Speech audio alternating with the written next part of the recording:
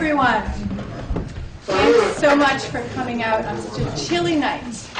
My name is Leslie. I'm with the Safe and Green campaign, and I am so proud and humbled to host Chiho here this evening. Unfortunately, Randy Keeler is ill tonight, and he is unable to be here. But Randy and Chiho got together, and they thought having Chiho here soon after Martin Luther King Day would be a good way to honor the memory of Dr. Martin Luther King.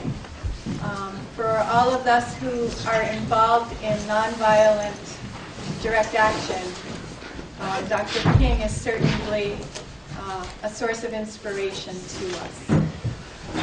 And in these days, these kind of dark days, it is really good to remember his lessons. So I'm just going to open by reading something that he wrote that's brief, relatively brief. It's from Remaining Awake Through a Great Revolution. Through our scientific and technological genius, we have made of this world a neighborhood, and yet we have not had the ethical commitment to make of it a brotherhood. But somehow, and in some way, we have got to do this. We must all learn to live together as brothers, or we will all perish together as fools. We are tied together in the single garment of destiny, caught in an inescapable network of mutuality. And whatever affects one directly affects all. That lesson is certainly true today with Fukushima. Thank you. What? Thank you. Hi, my name is Chiho Kaneko. I live in Heartland, Vermont. I've lived in Vermont for over 12 years. But I have lived in this country for a little over 20 years. So I have spent most of my adult life here in Vermont. And I come from the northern region of Japan where tsunami hit almost 2 years ago. And as Leslie just reminded us all, that the human tragedies and sufferings, I mean, some are nature-induced, like in the case of a tsunami and earthquake, but oftentimes it's caused by humans themselves, and those things don't seem to go away. And that's certainly the case in Japan today. But there's always a counter force to mitigate that kind of suffering. And people who have worked to bring justice in the civil rights movement, or people in Fukushima, not just in Fukushima, but in Japan, who are trying to bring justice to the situation which is full of injustice. And I hope to touch on some of that today, and because of the result of my last trip that I made to Japan 2 months ago. This was a sort of it's been a long journey for me since the earthquake, personally, because tsunami hit my home state, prefecture, very badly. And the fallout went up north from the Fukushima Daiichi nuclear power plant, affecting my own home region as well. But even if it wasn't affecting my home place, the fact that this is happening in our time today, that's an extraordinary thing. And everybody has a stake in this unfolding, ongoing situation. That's sort of the sense of urgency that I feel about this nuclear accident that happened in Fukushima. So I'd like to start this journey from the day the first time I went to Japan, right after the tsunami. I was scheduled to go back to Japan on March 21st or 22nd.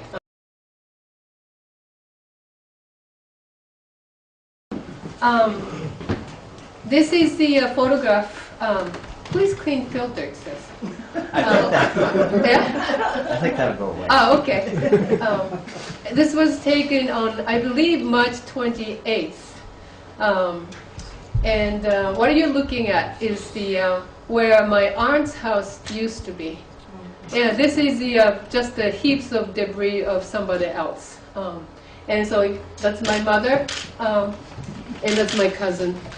And we just went there to just survey where the house used to be. And this is a few days after that. It was in a different town, but of the same Iwate, which is my home prefecture, Iwate Coast. And but by then they have already cleaned up with bulldozers, and a lot of rubble got removed already. You know, this is probably April 1st. What I did not know then is this. Today in northern Japan, I mean, this is northeast coast of Japan, where tsunami hit. And I'm saying this is my hometown of Morioka, which is inland right here. And the picture, this one, is somewhere out here. This is where my cousin's house was. But this picture is probably somewhere out here. It's most severely damaged. Yes, please. What's the distance From the plan to your home? I would like to go there soon. Yeah. So tsunami devastated this whole northeast region of Japan, and this particular city of Takata, I think over 3,000 people died by the tsunami in an instant.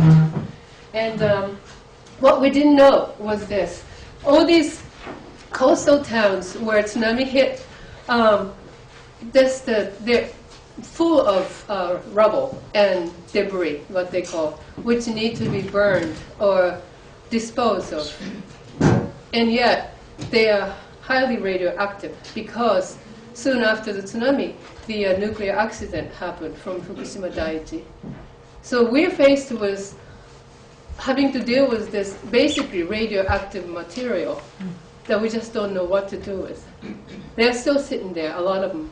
And the government is trying to maybe ship it to other places of Japan so that they can process more quickly. But then a lot of cities and towns in Japan are saying, no, we don't want to spread radioactivity.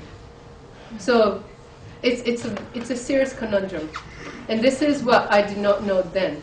We're going to start this journey, particular journey, that I took 2 months ago on a little bit of a lighter note.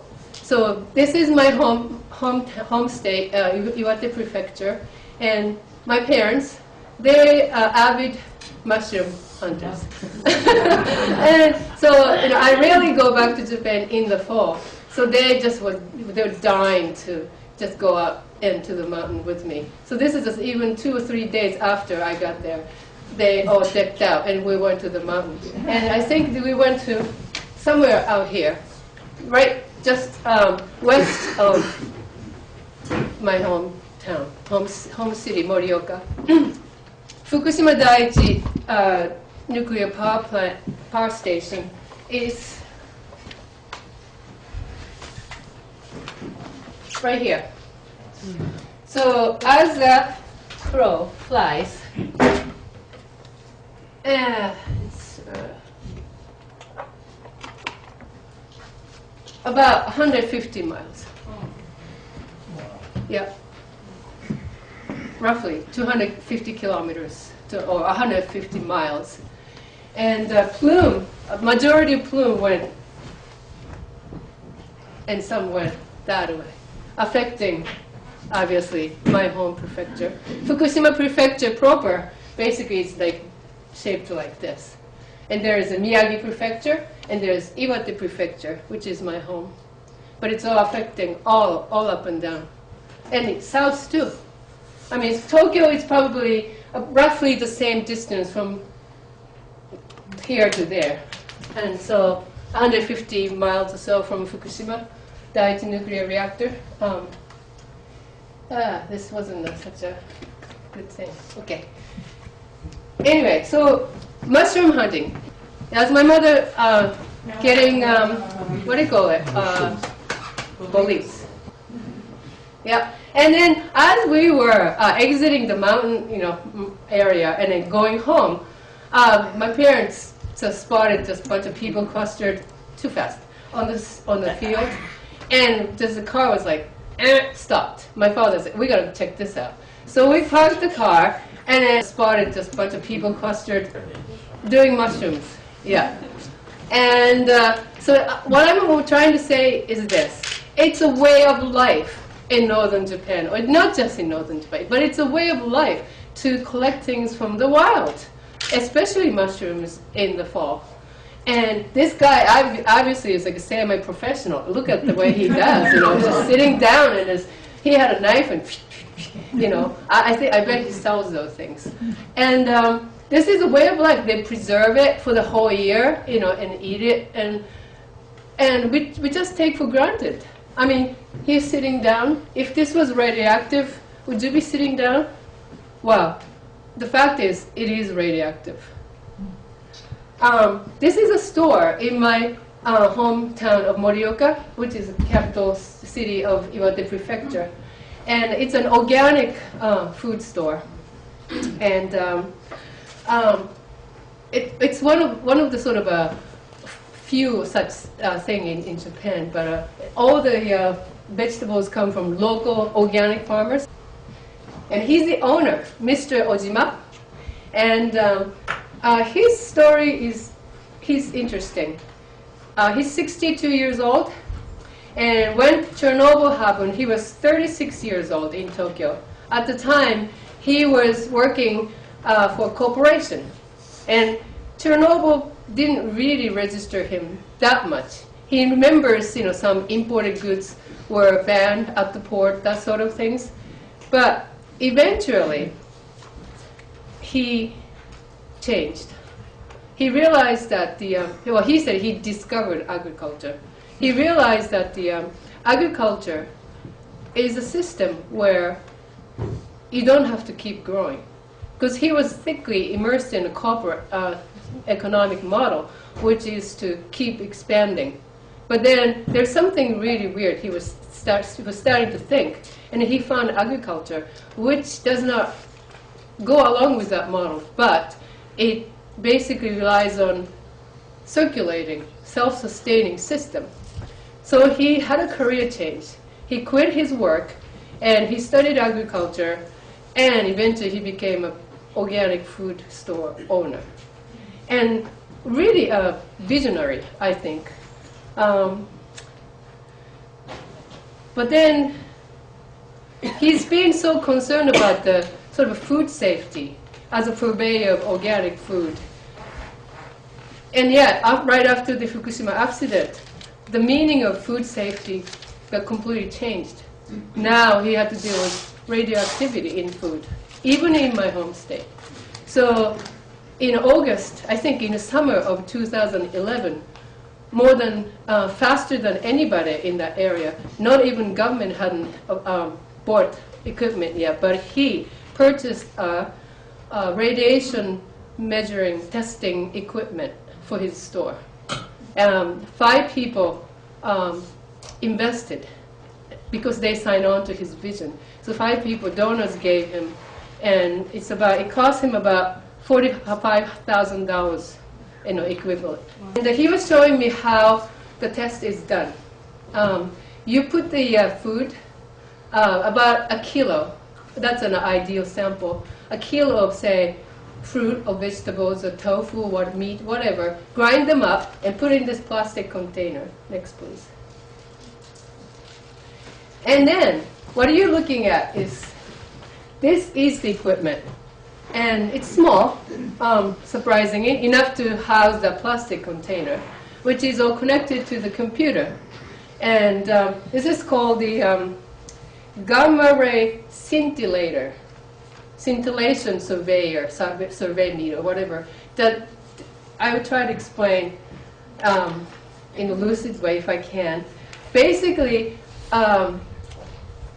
let's say cesium or iodine, those they emit gamma ray, and those are the most common sort of radioactive matters that are found in Japan as a result of Fukushima Daiichi accident. So we're going to focus on, let's say, cesium, for instance. And cesium, most prevalent cesium are cesium-134 and cesium-137. 134 has relatively shorter half-life compared to 137, I believe. 137 has about 30 years of half-life. So it stays a long time. And, but anyway, different gamma ray apparently has different, when those sort of a radioactive ray hits some other medium, like what's in the plastic or in the machinery, they sparkle, I guess, because they hit some medium, an object. And then, so this machinery measures the sparkle or flash or whatever, which has different spectrum. And they plot on a graph. That's how you see how much of each radiation or radioactive matter is in this particular food. You can really isolate different type of radioactivity. Does that make sense? Yes. Yeah. And he told me there was a handle for this machinery, so he told me to go ahead and try picking it up. So I went, no, you couldn't, because it's encased in lead. So on this day, so he opens up this equipment, testing equipment to anybody who want to test their food at a very nominal fee, like $5 or something. And on this particular day, this guy had, a few days ago, brought 2 mushroom samples. And he came to pick up the result. So I was very curious because he said he collected mushrooms, the same kind of mushroom that my parents and I collected, like honey mushroom, if you know, from this area. That's exactly where my parents and I went, and this area. So here's the result of 2 samples. So one sample has elevated levels of cesium. You see the jump in the graph? These are two types of cesium right here. Same spectrum right here. This sample is smaller compared to that. It's still there. So this is definitely something that you don't want to eat. And he said that, okay, this came from that side of the mountain. And I was like, phew. Well, but it's not a joke. I mean, everything we eat, even in my 150 miles north of Japan, everything we eat, you're going to wonder how much, it's not if, how much radioactive matter in this food. That's the reality. And then, especially mushrooms, wild mushrooms, they somehow absorb so much in the specimen. So they're a big no-no. And even cultivated mushrooms, like shiitake mushrooms, if it's cultivated outdoor, they test high. So if you look up the map of just take mushrooms banned from market by the Japanese government today, you see those pink spots all up and down, all the way to here. However, some say specimen here who has cesium might not be just related to Fukushima. It could be still consequence of Chernobyl.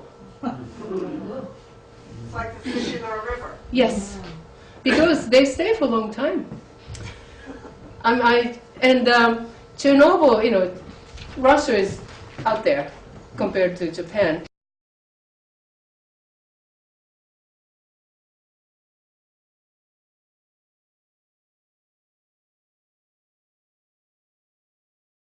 But apparently, even today, by the way, every 40 days or so, the radioactive matter that came from Fukushima circulating above your head.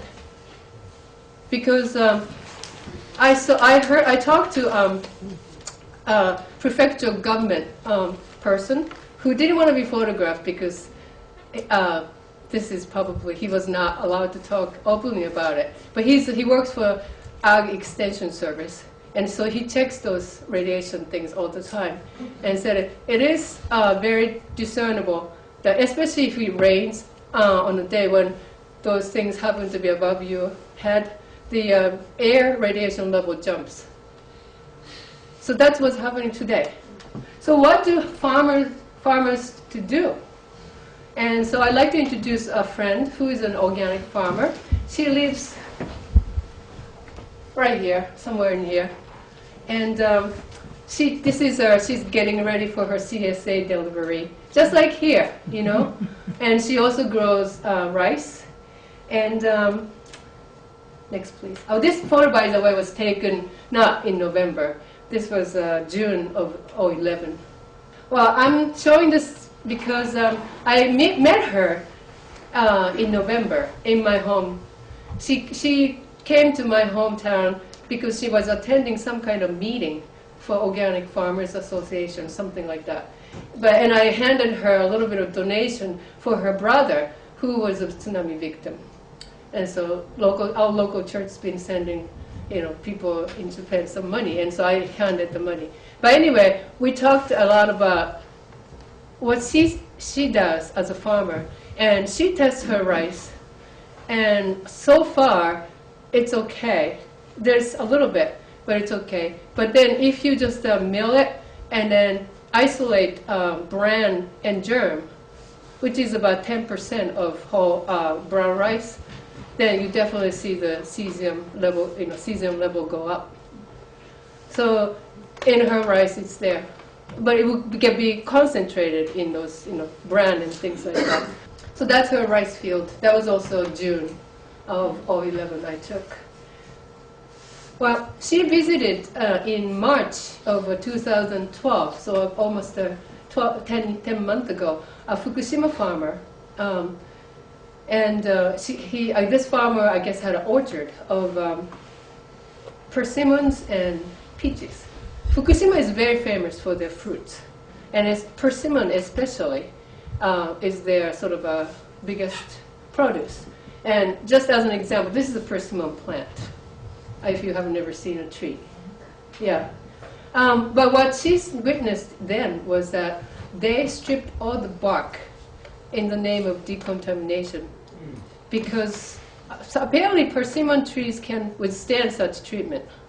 You think trees would die if bark is stripped, but persimmon can take that abuse. And so farmers just stripped, like this one. It's so white, right? It's like all the bark is stripped. And that's how farmers are decontaminating. But she says, it's the farmers who are exposed the most in her mind, because they're out there every day in the field, being exposed, and dealing with those highly radioactive matters. And only for the sake of just bringing back their soil, however futile sometimes it is. And she said that this farmer, Fukushima orchard farmer, was demonstrating how they decontaminate the area and splashing water. And some of this water splash was on her clothes. So once she left the field, got on the bus, her Geiger counter, which she had set at certain level to beep, started to beep. And she couldn't figure out, because she was already in the bus, not in the field, while it was on her clothes. That's only the splash from the field enough to trigger the Geiger counter's alarm. So if it was that radioactive, is what she was telling me. And sad thing about persimmons in Fukushima is that they do a lot of things with it, like for instance drying. Well, this is my mother again, but it happened to be that my sister brought persimmons from her in-laws because they have a tree. And this is how you dry them. Just peel them and then string them together and just hang outside for a long time. And then you have dried, really delicious, yummy, jammy dried fruit. But right now in Fukushima, you cannot sell that product, period. And it gets concentrated. to being exposed in the outdoor air also collect more radioactive particle that's floating in the air. I think it gets concentrated so much, like 1,000 times, sometimes maybe 100 times, that they won't be able to make this kind of product in Fukushima for a long time, in a natural, traditional way. So this, I borrowed this Geiger counter before I went to Fukushima, and from my editor, ex-editor in a newspaper. And I'm going to turn this on now.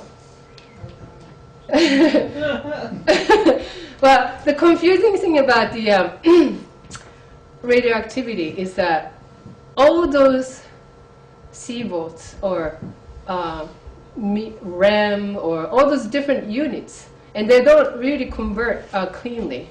So people are really confused about the number. So what does 10, say, microsievert means, or whatever. So it's very difficult, and that's one of the sort of convenient things for people who are trying to promote nuclear power, because it really keeps, you know, the general public in the dark as to the reality of radioactivity, unfortunately. I'd like to, just to give you an idea. No way.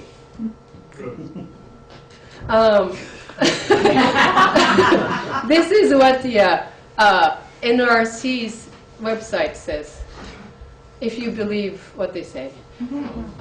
Standard for protection against radiation. Radiation dose limits for individual members of the public shall be the total of effective dose equivalent to individual members of the public from the licensed operation does not exceed 0.1 rem, which is 1 millisievert in a year. So this measures per hour C-volt. So if you convert 1 millisievert per year into micro sievert per hour, because it will be like 1,000 times, you know. So you divide by 365 first, right? And then divide that by 24. So what you get is the what NRC says, you know, the should be the maximum dose for the public is, if you are in this area, I mean for an extended period of time, that is 0.114 microsievert per hour. 0.114. I'd like you to just keep that in your mind. 0.114. Right now, this room says 0.048. So it's a little half of what they say should be the limit. Yeah? Okay. And that's what the Japanese government is trying to achieve as well. So this was taken on a moving train, Shinkansen, right around Fukushima City. It's inside a train. If I just left the Geiger counter on the windowsill, and it just keeps changing as you go through different areas. And in Fukushima City, just whoop, 0.252. So this is more than twice as much as what U.S. government or NRC says should be the limit. Yeah? And this is in a train, moving train. And that's just maybe 10, 15 minutes south of it. It's Fukushima City is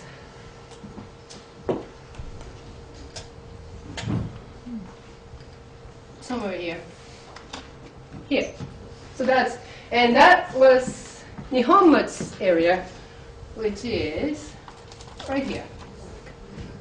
Yeah. This is still in the train. Nihonmatsu happens to be the sister city of Hanover, New Hampshire, by the way. And it's considered to be one of the fairly, even though it's far, it's fairly contaminated.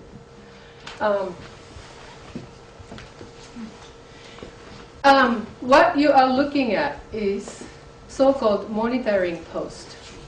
And there are many of these in Fukushima now set up, maybe outside of Fukushima as well. And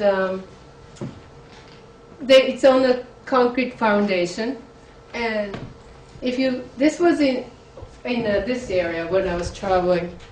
I think it was somewhere in here. So it's far that much closer to the nuclear power plant. It's a 0.51. Yeah? This is outside. And, but then last year there was a big scandal. I think Greenpeace first discovered it. But these monitoring posts are actually said to read levels too low. They tested all, hundreds of places, I guess, and they all read very low. I mean, sometimes half as much or even a third as much. So I just for the halibut, I put my Geiger counter, and that's what it read. 0.973. So maybe this Geiger counter is busted or something. I cannot really verify who is correct, but that's what I saw. And Weren't you concerned for your own health being at that kind of exposure? well, if you're in that area for a year, continuously, yes. But I was just, I knew the risk I was getting into, but I wasn't going to be there for extended period of time, and I wore a mask. But yes, I was actually very worried. Yeah, and they say that the government also cleaned the area, immediate area of the monitoring posts. So naturally, the reading's low. And so I think most of residents don't really exactly believe the number anymore. They think, oh yeah, maybe it's a little more than that. This is the Oguni district, hamlet of Date City, which is probably out here. This is where I spent half of my time. And this particular area is sort of a borderline of being relocated or not relocated. In other words, radiation level is quite high, and it might reach, like, let's say, over 20 times of what the NRC's standard is, limits is. Might. But then they measure house by house, and then they say, okay, this house, that house, we're going to give you money so you can relocate. But right next door, well, your reading is just under that number, so you have to stay. Or you can, if you're going to move, you are on your own. And this is a community that got structured completely by that policy, because houses are cherry-picked by, say, that particular day's condition. And of course, if the household had children, that was taken into consideration. But in some cases, like say, in one hamlet, say maybe 30 households were there, maybe 20 households got help, but the rest of 10 did not. And that really divided community. So they actually turned their anger against each other. They're angry or they're envious. What you're looking at is an abandoned rice field. So obviously farmers in Japan would never do that kind of thing. But, they always take care of things. But this obviously too radioactive that just given up. That was a reading there. 1.461. So that is more than 10 times of what the government said the limit should be, yes? Yeah? And right across from where I was standing was an elementary school, if you can believe it. And I researched and I realized that, this was my friend who took me there, said that kids are still going there. And I researched, and I think it looks like about 45 students are going to school there still. Some students left, maybe a dozen or so families left, but some, majority of students are still going there. They're shipped by bus, maybe wear long-sleeved clothes, wear masks, but they're still going there. And I have this, and next one, please. And that, basically the same thing. In that same neighborhood, you see these kind of piles everywhere. you know what this is, yes? No. Okay, so this area, so the houses are, some people stay. And for those people who stay, government says, okay, we're going to pay for the decontamination. We won't pay for you to relocate, but we will pay for the decontamination of your house area. So a lot of money is being poured into the so-called decontamination project. And these are just, but if you scrape the soil with bulldozer or whatever, shovel, it's a radioactive waste or soil. And you can't just dump in the river, which happened, obviously. You can do it. Yeah, but you're not supposed to, right? So, so they have to store somewhere. Well, nobody wants to store it. So these are called temporarily placed. So just piling up on the side of the road. Can you believe that?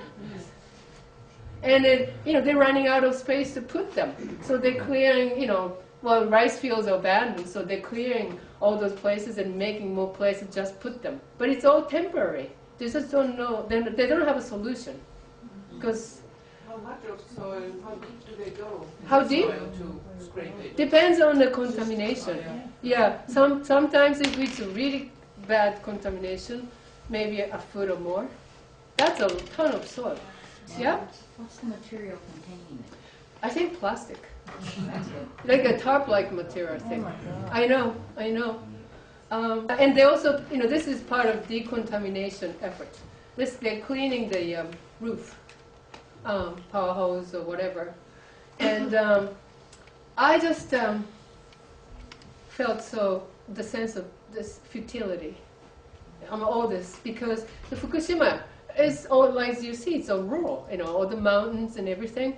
And people tell me, well, next year the radiation level is going to be back at the same level because all the rain, the leaves, trees, are you going to cut down entire mountain? People say. No, they're going to come back. So people say this is no decontamination, but this is transcontamination. Right. You're just schlepping from here to there, but they're going to stay there. Well, my friend who was taking me around took me his friend's house. Well, this is an old farmhouse that a younger couple purchased a few years ago with a dream of just settling there. And but this house, particular house, is not in the sort of a government subsidized sort of a special evacuation spot. So, but then it's very contaminated. So they're getting help to have workers come, contractors come in and clean up. And this was the day that work was happening. So all these people, let's see, estimated cost of decontamination coupled with commissioning of Fukushima Daiichi reactors. This is estimate. I calculated it's close to $10 trillion. But then who knows if that's even the limit. And TEPCO, as of mid-December, received the 11 government assistance to pay for the restitution. Like people say, well, I need to move or whatever. Those things costing taxpayers so far $29 billion. And so that's how much Japan is bleeding in terms of money. Now back to contract workers. These people are considered to be special decontamination workers, contract workers, and they're supposed to get what you call combat fee because they're handling radioactive material. So they're supposed to get up to maybe $100 per day, per diem, of that special fee. Well, there was again newspaper reported last, I think when it was in Japan, November, that that's not happening. The money is not actually getting to the workers. Because the system is you have TEPCO or government and then general contractors and subcontractors, like hundreds of subcontractors, and they all take money. And by the time you get to the bottom, which I think fee is actually designed to give to each worker, but people just skim money along the system. So these people might be working for almost nothing and doing really fairly dangerous work every day. Do they limit the number of days they work, or do they monitor their relation? Supposedly they monitor, but even that monitoring is being cheated. It's been reported. So, and another big scandal was January, I think, 4th, Asahi newspaper. Just this year, Asahi newspaper, which is Japan's large newspaper company, had a covert operation and discovered that so-called decontamination work that's happening is actually really being done in a sloppy manner, and workers are cheating, or they're told to cheat. So instead of bagging them up, they're literally kicking the radioactive leaves and dirt into the river. And it was videotaped. So that's discouraging, yeah? And but another thing about the decontamination, which really irritates me, is that it's such a waste of money. Because like people in Fukushima are saying, you are not going to clean out completely. It's going to be back. It's just a superficial, temporary relief, you know, which might be necessary in a school and stuff like that, but it's not a solution. And yet there's so much money being poured into it. And just as an example, in the town of a village of Itate, which is in a deliberate evacuation zone because radioactivity is pretty high in there, even though they're outside of 12-mile zone. So entire village is now moved. And the mayor of the village is a kind of strange man. And he wants to bring everybody back to the village in like maybe 5 years or whatever. So he cut a deal with the government, and they're going to get $36 billion. I mean, it's budgeted, $36 billion for 6,800 people. Well, about 1,700 households. And some people don't even want to go back. But his vision is that, okay, we're going to put this money into our village so that we're all going to return. And young people say, I don't want to go back. I want that money. I mean, each person might get $1 million worth if you had that kind of money. I want to get the money and start anew somewhere else. Anyway, that's my sort of stuff about decontamination. It is really discouraging. It's still the same house, the old farmhouse that the young couple was renovating. And so this is the, he told me that, the owner told me that under this drip, on the drip line of this eaves, the gutter, that's radioactive activity is pretty high, he told me. So next slide, please. I put my Gaia counter right on here. And then it just reached the limit. I could not measure anymore. That's the maximum, 10 is the maximum for. So it just went off the chart. And the owner told me he thinks it was about 20, a little more over 20, when he took a measurement with a different machine. So that is what's happening. And these are the owners of this place. They are both about 40 years old. And he's originally from different area of Fukushima. He worked in Tokyo, Osaka, different areas in a company, and then eventually had sort of revolution. Okay, I'm going to farm. So he came back to Fukushima a few years ago with his wife, and just to start a life based on the land. And he thought that this place is about 30 miles away from the Fukushima Daiichi nuclear power plants, and nobody in this community really works there. So he thought he was pretty safe. But this is what happened. And so they left this area for about a year. They went all the way to the southern part of Japan, Kyushu, and he worked in a farm and things like that, and contemplated on starting a new life in the southern part of Japan, but could not give up his dream. I mean, this place. So they decided to come back. Well, right now, actually, they are living not in Fukushima, but in Yamagata Prefecture. They have apartment, so they're commuting to this place. Because until March, people from his area who, I think people from Fukushima who go on their own can have subsidized apartment in the vicinity. That's a Fukushima government support. They're going to eventually charge that money to TEPCO. But for now, there's that kind of safety net. But then that money, I think that program is going to end soon. Go ahead. Do they even have an option of not going back? I mean, it's fine to say, maybe start in the south, but could they financially start in the south? Well, that's since a big, everything's tied up there. Yeah, I think that's a big factor right there. People have so much invested in the place financially and emotionally. Right. Yeah. So I think she's 41. And I asked about, if they have children. They said they don't. And they said that they probably won't be able to have a child if they're going to live here. That's what they said. The reason why this trip happened for me, this is my first trip to Fukushima Prefecture itself. I've been to my home 4 times, but after the disaster. But I never stepped foot in Fukushima. But this time I did, partially because I was really concerned about the psychological toll that this accident was taking in people's mind.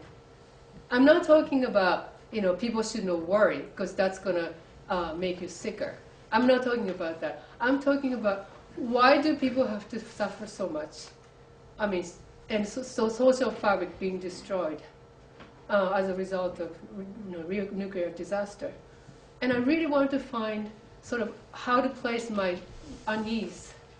Because as you see, everywhere you go, you see people just confronted with a lot of struggles, conundrums, deciding what to do. It's like a really life or death kind of decision they're confronted every day. But I also like to sort of take this opportunity to talk about something that's equally disturbing, but not talked often enough, which is about people who are working at the reactor.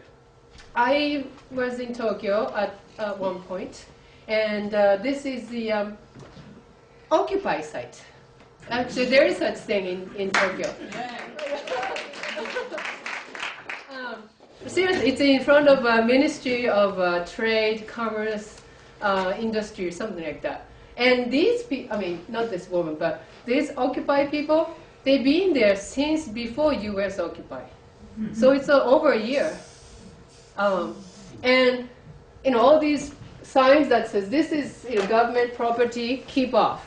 But they're there, and they have tent and everything. And I said, how can you keep being here? And the leader of the Occupy tent said that we just keep submitting application to peacefully occupy here, and they keep rejecting.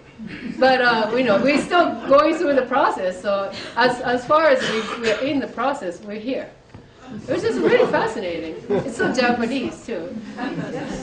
But anyway, so they're there every day, but every Friday in nearby. This is all government area, and this is a Ministry of Commerce, yada yada. But nearby Prime Minister's residence or office, they have big Friday night vigil, and it's still happening in Anto-Inuk Friday night vigil. So I was there on Friday afternoon, and hoping to go to the vigil, but I ended up getting caught at this Occupy site, and I met this woman who came to Tokyo to petition the government to do something about, for the sake of nuclear workers, to protect their health and all those things. She was living in a town where Fukushima Daiichi nuclear power plant is, town of Okuma. And this is what she had to say. Her name is Ms. Kowata-san, Kowata. And she said she was actually one of very few people in her town who didn't like nuclear power plants. She was a minority. She always she was always a dissenting voice. But anyway, 96% of her town, the area, geographical area, is now deemed unlivable in the foreseeable future. Yeah, and so, needless to say, entire population lives elsewhere. And she's right now living, this maybe here, other part of Fukushima, in a temporary housing, those prefabricated numbers. And, most of her neighbors, townspeople, have family members who work there. A lot of young people too, she says, teens, people in 20s. And I said, why? Well, because, that's what they were doing before, perhaps, and also some people lost their jobs, so this is the only job that there is. And also there is a collective guilt, she said, from the town, because they house the nuclear power plant. She knows that the entire nation's angry, and they are the scapegoat. Yeah. And but in reality, nobody wants to work there anymore, But as of, I think every day, as many as 3,000 people are actually working at the Fukushima Daiichi nuclear power plant, doing something. Well, for instance, they are still pumping water actively onto those spent fuel rod pools or whatever to keep it cooled down, because water is leaking. And in order to contain the leaking contaminated water, they've been building giant tanks. And as of November, when I was in Japan, I saw on television, they had like 900 of those tanks to house just contaminated water that they just don't know what to do with.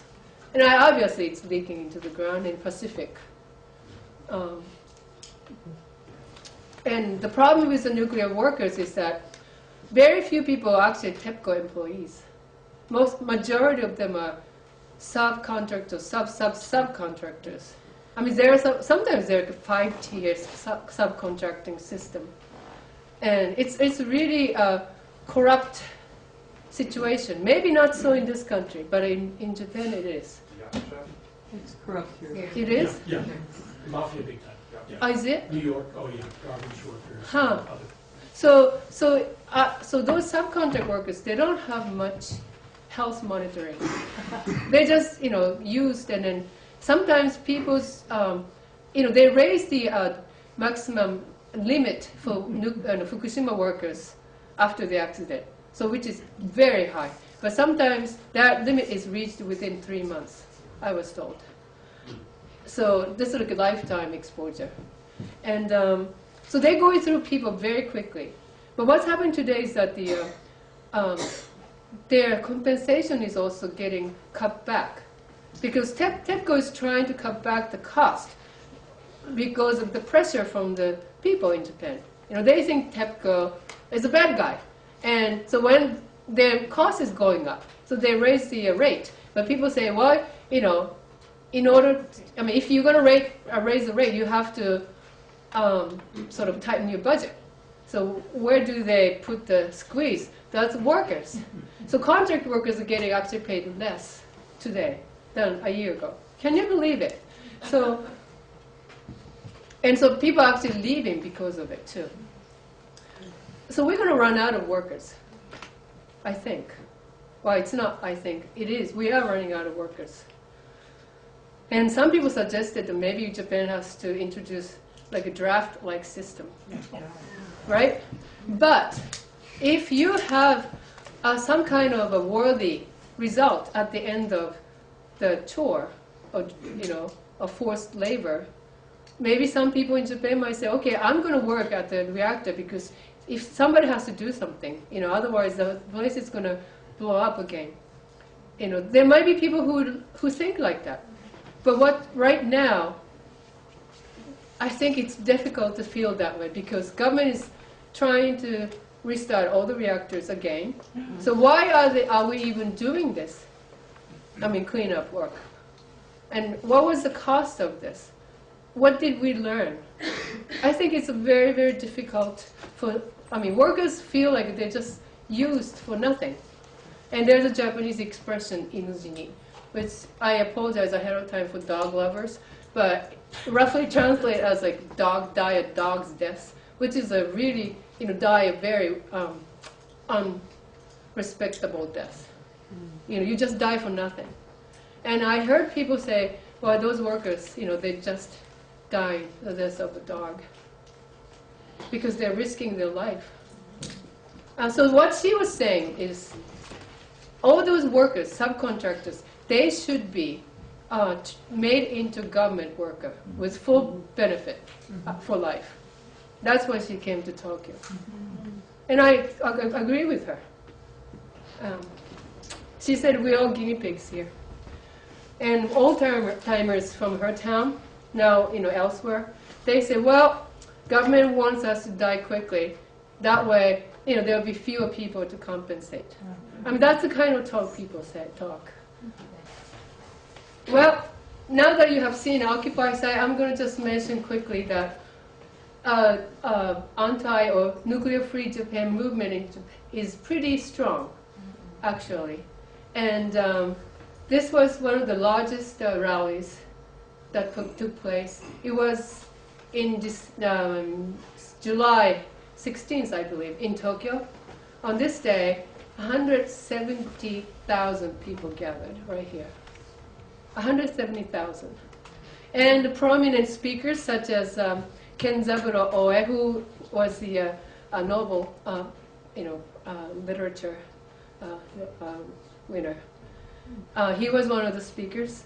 But there was one woman, Ruiko Muto, from Fukushima, who has become one of the most powerful speakers after the accident.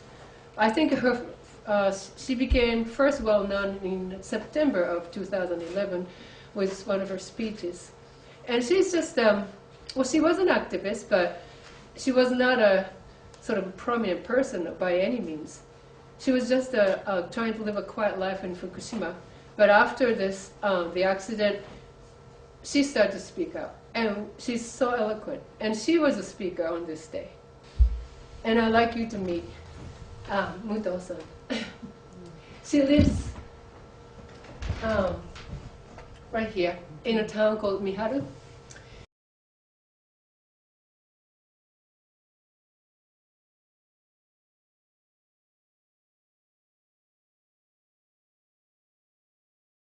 And this is her story. Well, she was actually a teacher. That was her career. And I think she worked for handicapped, but I'm not 100% sure. But she had a sister who died of leukemia. And Chernobyl happened, and that really changed her. She realized that a lot of things in life that she valued were completely at the opposite end of nuclear power. So she started to do activities, protesting, for instance, the construction of a nuclear reprocessing plant in northern Japan or things like that. She started to really get involved. Ironically, people of her generation, she's not the only person who said this. She's 59 years old. So people in that age, like 60-year-old or a little older, that age, 3 people independently told me this time, when they're children, they're told to wear a hat when it's raining. Did you have that kind of experience too? No. Yeah? Because 60s and 50s, a lot of nuclear bomb testings happening. And Japanese people are very wary of it, apparently. So she remembers clearly that, she was told to wear a hat if you go outside on a rainy day. And about Fukushima, she was one of the people who a group called Hairo Action, which is decommissioning action, which was set up 2011, March. Because March 26th of 2011 was supposed to be the 40th anniversary of the Fukushima Daiichi reactor, #1 reactor. So like just a few days after Vermont Yankee. No, a year earlier, because Vermont Yankee was 2012, March 21st. yeah. So a year earlier, yeah. So they're getting ready for this 40-year anniversary to do major demonstration. So she set up a group with other people, and they're going to do something. And then accident happened. So she fled the area with her mother, but she witnessed that a lot of elderly people who were removed from the home got dementia. That some people actually died, and so she decided to go back for the sake of her 88-year-old mother. She decided to go back on April 15th, so about a month later. And this is what she tells me. People are exhausted, and all this infighting among just neighbors. It is really disturbing. I mean, that's something that I really, I was feeling really strongly. So we talked a lot about it. And she said something very interesting. She once learned this technique called co-counseling. Yeah, you know it. So if you get like a 40+ hours of training, anybody can counsel. And the beauty of it is, people can counsel each other. So there's no, it's on equal sort of a footing. And that experience helped her see the true core cause of people's anger. So everybody is sort of angry at something after the disaster. But because of her sort of rooted experience, she sees that, okay, this person is actually not angry at me or that person. The source of this anger is actually the accident. It's a typical. So that kind of thinking, I think, led her and her friends, her comrade, to file a criminal charge or complaint, they call it, against 33 government officials, TEPCO officials, and government-appointed health advisors, doctors. It was filed on June 11th of last year, and the initial filing had 1,324 people signed on. And subsequent secondary filing came in November, and that had additional 13,262. So right now, total of 14,586 people are plaintiff, and she's the lead plaintiff. Yes. Right? Her name is Ruiko, R-U-I-K-O, Muto, M-U-T-O.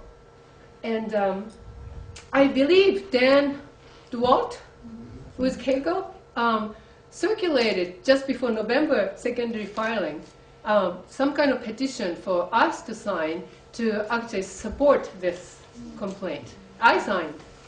I was just back from Japan, but I signed it. So maybe some of you signed it too. Anyway, the charge is that failure, so those people, their failure to implement safety measures in the case of, say, major catastrophe like a tsunami, and also failure to disseminate critical information. Like they had the radiation simulation model, but they didn't tell people. They withheld that information. So she's basically focusing on those things. It's not about restitution. It's not about money. It's a criminal charge.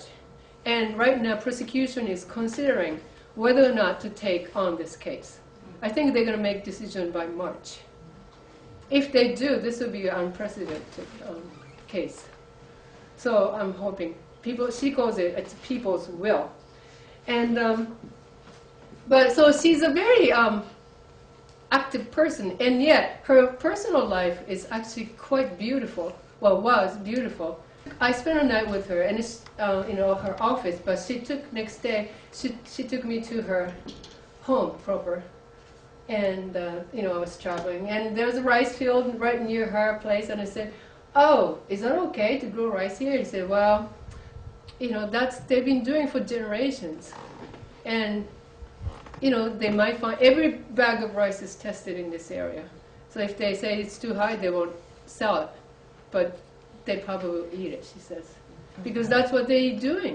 They have never bought rice in their life. So this is her house. She had kind of epiphany when, I don't know, maybe 13 years ago. Well, I can't remember exactly.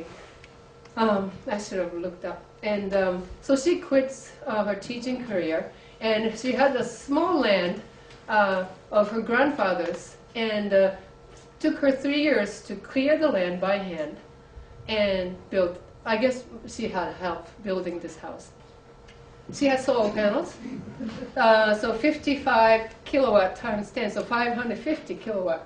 And with that panel, she could generate enough electricity for light, water pump, stereo, computer, and coffee grinder. Wow, it's important because she actually operated a small cafe out of this house. Yeah, and on a sunny morning, she could actually run a laundry machine, washer, but she also has sort of a power line coming just because fridge. She needed to have a fridge for a cafe. This is one of 2 or 3 cottages that she has on a hill. She had this vision of maybe building a little bit of community around her house with like-minded people to live a sustainable life. And this is behind her house. It's a very crude solar hot water system. And it's not glycol, just water pipe goes up and down this panel.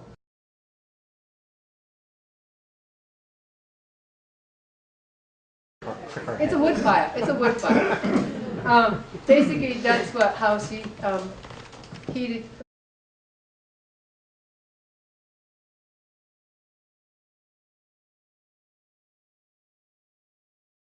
What you see is walnuts and acorns.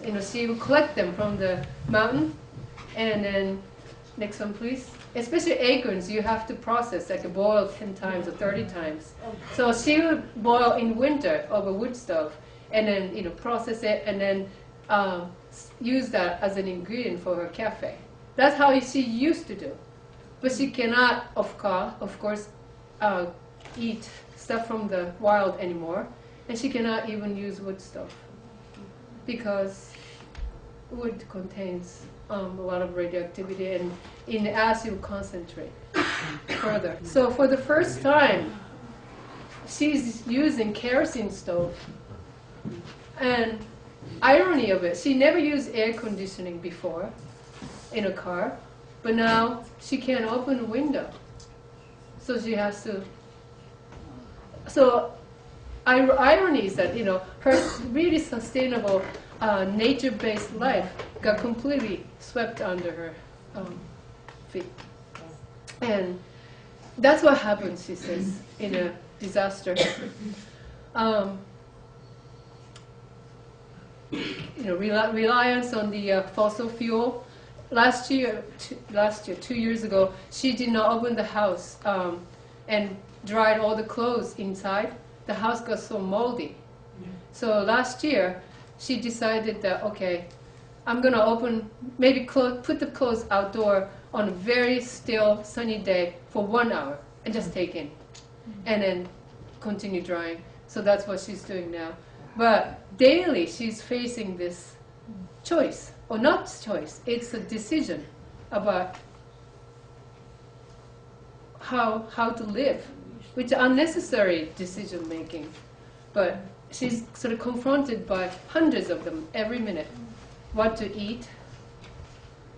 Okay, it's sideways, but it's okay. I just wanted to also show the beauty that's still there around her house. These are some of the photos that I took right outside of her door. And there's the dragonfly. Next one, please. Spider. Next one, please. Do you see it? It's a praying mantis, Japanese kind. Yeah, in the middle. I just so wonderful. Next one. But it was November, but you know, there's so many wildlife out there. It's so beautiful. Next one, please. And you know, do you know what these are? Yes, chestnuts. A little showing right here. And you know, under normal circumstances, you pick them. But I won't touch it. So the sun, the food, the wood, the soil, everything is still there, and yet they almost become your enemy. So she's, of course, in touch with a lot of activist friends or just neighbors. But community is divided, and a lot of her activist friends, especially the younger ones, left Fukushima. So she, you know, that's her support network. But it's exhausting to rely on that kind of network alone, because she said that the true community has to rely on living, you know. So those emails, internet, and those communication and support, that's important. And that's what's keeping her alive. But truly, what you really need, ultimately need, is the community based on living. And that's something that's no longer there. But anyway, on this day, she was meeting with, on my behalf, I think, but some other people, and this is just one of those things. But that's her partner, younger person, which is sweet. It's rare for Japanese women to have somebody who's 20 years younger than herself to be a partner, and it's wonderful. And here's a doctor, natural sort of homeopath doctor, and he was telling me a lot of stuff that the people's symptoms of stress from radiation by simply living in Fukushima. She's seeing a lot of infection because radioactivity, naturally radioactive matters in your system, body. You take in food, air, and they destroy your immune system, gut bacteria. So all those small things, you know, it might not be cancer yet, but small things manifest on the surface in infections, or some people complain that their sore throat continues forever, those things. And anyway, this day they're also talking about very, very important thing. IAEA was coming December 15th to Fukushima. The Director General of IAEA came. And why this is a big deal for them was because Fukushima governor ended up signing this memorandum of cooperation with IAEA. And what kind of cooperation? Radiation monitoring and remediation. That's one. And two, human health control. Basically, if IAEA comes to Fukushima, they're going to set up office in her town. They're going to control the information. They're going to control the data. And they're going to conclude that this is how this is how little the influence from the reactor is, health result is. Because that's what they did in Chernobyl. And well, you would think WHO would do something. But obviously, that's not the case, because WHO actually signed agreement in 50s with IAEA that anything related to radiation will have to be under the IAEA's control. So anything WHO, any kind of report that WHO would do has to be approved by IAEA today. You know where I'm going with this. They're the experts. What? They're the experts. Yeah. So they were planning a big demonstration on December 15th, which they did, but I don't think they're going to change the course. But this man, who are in the same room, well, he's the reason why I was in Fukushima in the first place. He introduced me to Luiko and other people. I had never met him until I went this time. Well, how I got to know him was this. Somebody actually, this was a newspaper clipping, but I first learned of him via email that somebody forwarded. In June and July, he did this one person, well, started out one person, eventually some people joined, but basically one person, quiet, non-violent, direct action. He lives in Nihonmatsu, right here, and he took a dirt from his backyard, put in a plastic bag, and he took a little piece of cardboard, said, you know, we don't need nuclear power. Let children go. I mean, get outside of Fukushima. And he put that on his back, and he started to walk on his day offs. He was going to walk the entire length incrementally because he has a day job. From his home of Nihonmatsu to Tokyo, which is, I think, about 150 miles. And that actually caught people's attention. I learned that from this person who's in an email list. Anyway, what really got me was this. This is downloaded from website. He had a blog. He delivered the dirt to TEPCO headquarters. And so this is a picture of him doing it. These are 3 TEPCO officials right here. But he wrote a poem, Mr. Aoki, and posted it. And Mr. Aoki is the guy, I guess, who actually had to receive the dirt. And his poem said, you know, Mr. Aoki's hand was shaking. And he had this flash of compassion from Mr. Aoki, having to sort of take this radioactive soil. And also, he was just doing the job, you know. He said he could not really receive it, but he's gonna, he's gonna just take it away from him temporarily. Who knows what he did with it? But this guy, his name is Seki-san. He had a flash of compassion. Well, Mr. Aoki too has a family that he has to support, and it's just like we're on the same boat. But wait a minute. If you realize that your livelihood is on the backs of a lot of people, how can you continue what you're doing? So he had this question mark in his poem. It wasn't an accusation, but it was a big collective soul-searching voice. And I was so moved. I said, well, here is some kind of hope that I've been looking for. And I really like to meet this person. So anyway, I contacted the person who forwarded this email, and I was able to get a hold of him. So we had a few email exchanges, and sounded like he was a really thoughtful person. So he said, why don't you come and visit? So I did. That's why I was in Fukushima this time, to really meet Mr. Seki and talk about the visions for the future. Not just complaining or just, being angry, but trying to find what we can do from here. So this is Mr. Seki. And this is his story. He was a kind of into mountaineering.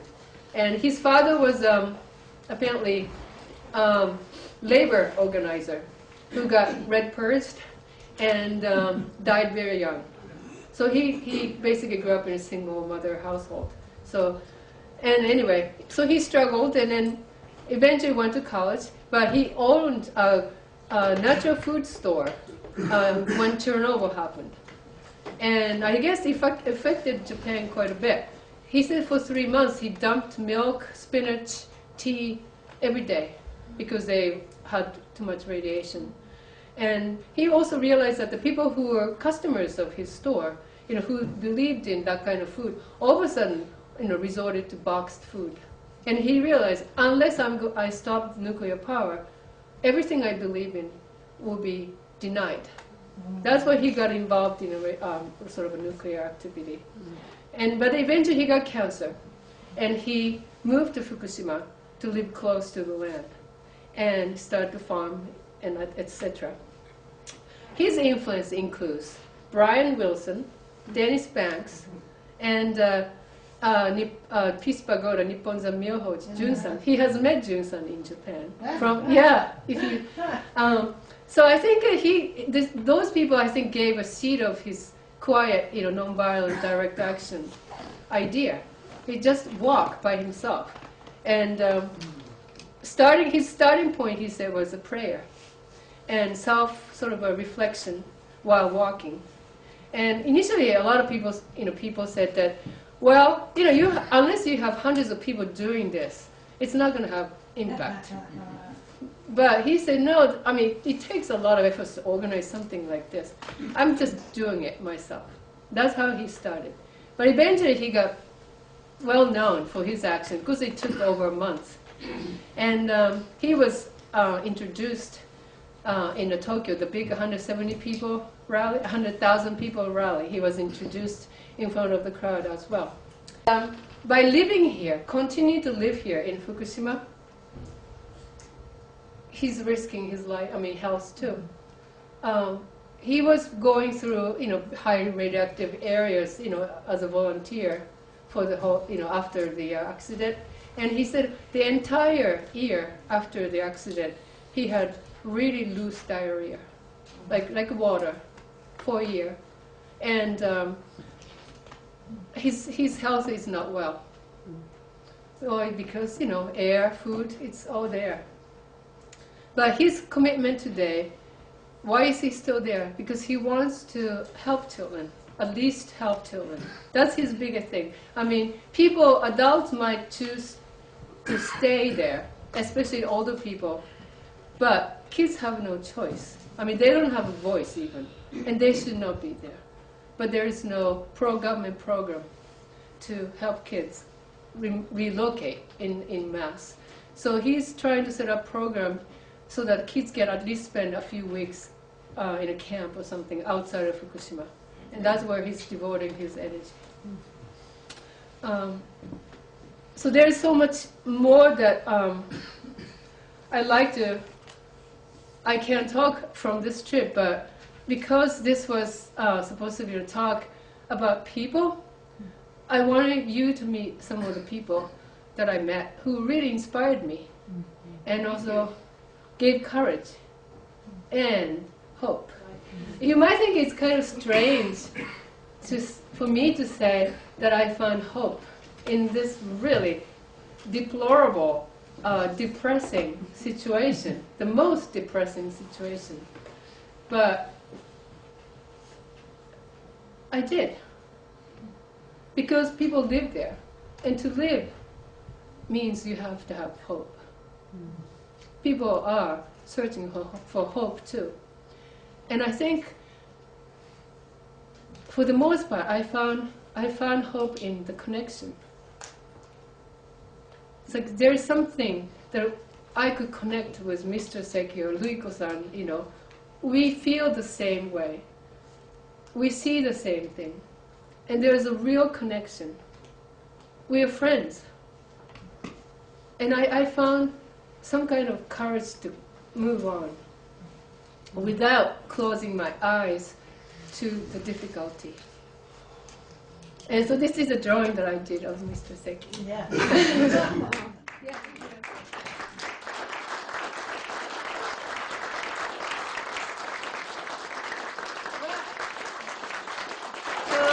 This is the end of my talk, really, and I will entertain question and answer, but I asked Leslie if there's a piano in this room, and so you please, if you need to go home, you're free to just leave now, but I'm going to sing one song.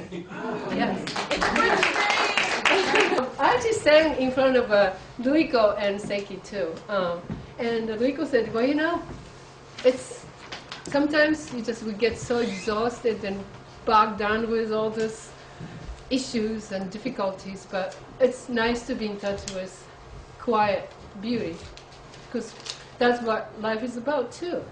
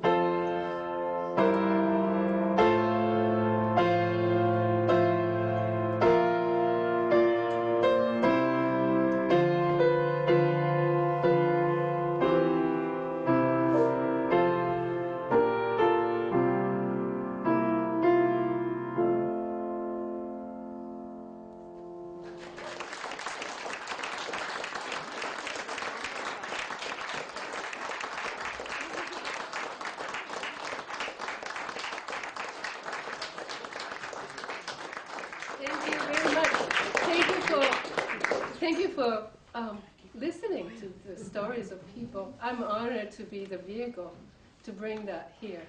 Thank you. I almost feel like I'm connecting these two communities, here and Japan.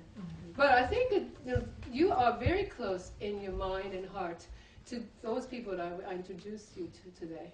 Don't you think? Oh, yeah. You know, the mindset and the lifestyle. Yes.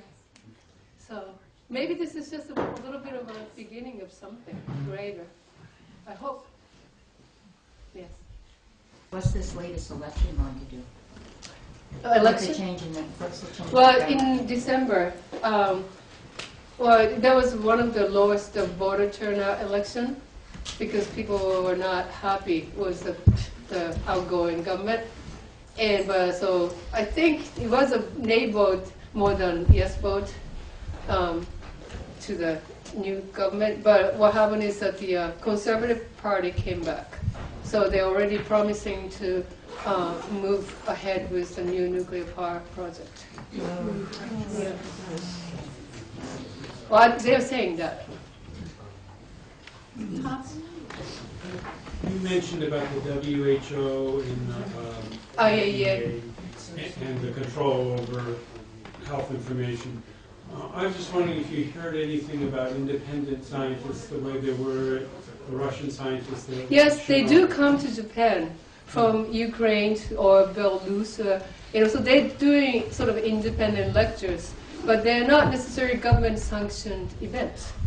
So I think a lot of concerned citizens groups are inviting those people, but some of them are also sanctioned by their own government, right, for their independent study. Some people are jailed, I hear, in Chernobyl. I mean, some doctors for I'm their. just wondering if they're gathering information. They're doing it, and I think that's why people in Fukushima are very, very mindful of the reality versus official edict, verdict, whatever. There have been some recent university studies showing that low-level radiation does cause leukemia and cancers, and that kind of backs up what John Goffman, who's on the Manhattan Project, did government research showed that low-level radiation does cause cancer. And there are researchers that study Chernobyl. I believe Chernobyl people say yes. I think a Russian person recently came out, but also American doctor, I forgot his name. Ira Helfield. No, something man, Boardman. I forgot his first There's name. a woman, I'm not sure she's a scientist, but she's a head over at the World Health Organization, and she has very late come out and said that some truth about radiation danger. But also, researchers show that Chernobyl, the real death count was more like 1 million, not. Exactly, I hear that too. I hear it because the official WHO, which is IAEA number, is in thousands, right? But then it's actually in millions. But Yeah. it's the way it played down. Is the mayor? I understand the mayor of Fukushima has said that he's dying. He's bleeding from his rectum. He's got cysts all over. I don't know about that. I mean, a few of the municipal leaders been ill lately. I heard that he's. I mean, governor was hospitalized. Yes. I heard Yeah. that the mayor of Fukushima has told American media that he's dying, but Okay, I didn't Japanese hear media that. Does not report. Maybe they do. Maybe I missed it. I'm sorry. Okay, one more question. In the few days after the 11th of March and the weeks after, as I was writing about this, I was able to access crowdsourced maps, Yeah. which were often given radiation data from Russians who had traveled quickly to Japan and were metering the way you were metering with their own Geiger counters. And it seemed to stop at some point where you could go to a map that was crowdsourced and see up-to-date radiation information. Is that continuing? Is it possible to keep, for people in Japan particularly, to keep seeing spot? Well, I know that the government monitors them, and it's officially, published on the internet. I mean, each prefecture does it, and in some towns do it, and Ministry of, I think, Science and Education Health website that also shows numbers. So those are not necessarily, they could continue if Did you your own research. metering indicate that the government figures were inaccurate? I think, this is just one example, but a lot of people say those monitoring data is reading lower than the actual numbers. I think that's a sort of a common sentiment. So the question I had is actually whether there is an alternative peoples-based metering system. Well, you wouldn't believe how many people have Geiger counters in Japan. So they are actually doing self-help, yes. Yeah, they do. They are doing. What you don't know is extraordinary, because I think I talked about mushroom, and then some of them might have come from Chernobyl. We didn't know this 26 years. We didn't know. But it was there the whole time. But now everybody has tools to test. Once it's a number, you can see and do something about it. Well, maybe this is a silver lining in the Fukushima accident that almost empowered citizens. I hope that, I know hearing the stories of real people, like seeing the woman with her house, that could be the houses of a dozen of my friends, has really touched me. And I'm going to take your stories with me, and I'm going to tell them to people that I meet who may not know what's going on, because as you say, this is really being kept from us. So I really want to honor your bravery and courage in going there and bring these stories back to us. And I will pass them on to others, and I invite everybody in the room to do the same. So thank you so much.